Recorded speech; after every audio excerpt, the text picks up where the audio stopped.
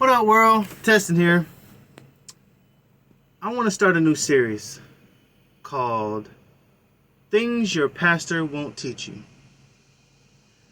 And in this series, I want to go over a few misconceptions and misunderstandings.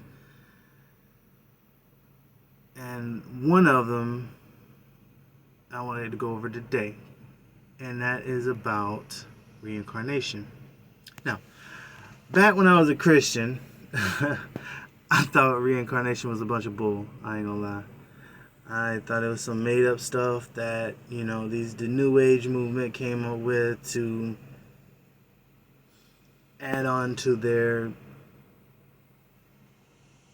already nonsensical religion. But the more I studied, I've been reading the word for about quite a while now. I realized that all religion is either the Hermetic principles remastered or reapplied, or more likely than not, it's based off the word itself. They just remixed it to fit their narrative.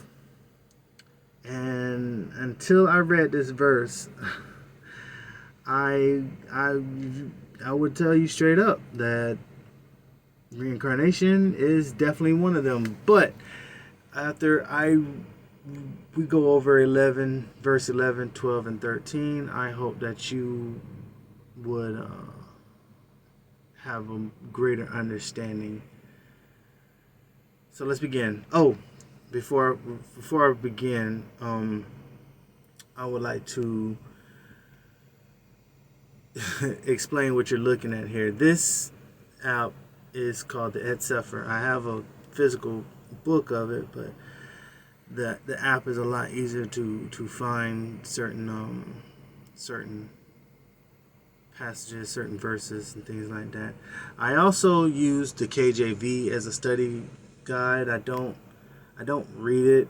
I rather read that Sefer because the KJV, it takes certain words and liberties, and to truly understand the text, you have to learn Hebrew. You gotta understand, because a lot of words don't translate over correctly, and it's good to go back to the source, because anything new could be tampered with, and it has been tampered with. That's why there's so many different Bibles. But it's pretty much the same. The app has the 66 books. It has all the books actually, but you have to pay $20 to unlock it, or you can just buy the book itself. See, like Yahusha, he's who you would call Jesus. Yahweh's salvation, the name of Hamashiach. That means he's the Messiah. That's what they call it. Christ is a Greek term, just like Jesus is Greek. But that's his actual name. Some people call him Yahusha. Others call him Yahushua. It just depends on how you want to pronounce it. I choose to use Yahusha because that's what makes sense to me. Now, these three verses, 11, 12, and 13, are going to reveal that someone has come back, and who's come back is Eliyahu, who is better known as Elijah. He's one of the believers that did not see death. Another one was Enoch. They both did not see death. They were taken up in either a whirlwind or by chariots, flaming chariots.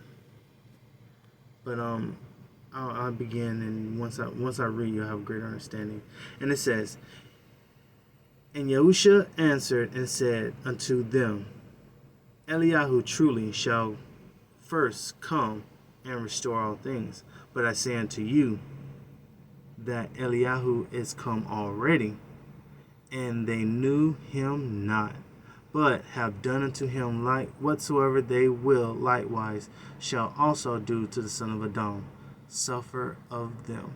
Now the son of Adam is who you would call Adam, and since Adam was the first man, they used Adam as man because he was the first, so he would be man. And the Talmudim, who is the disciples, understood that he spoke unto them of Yahuchanan the baptizer.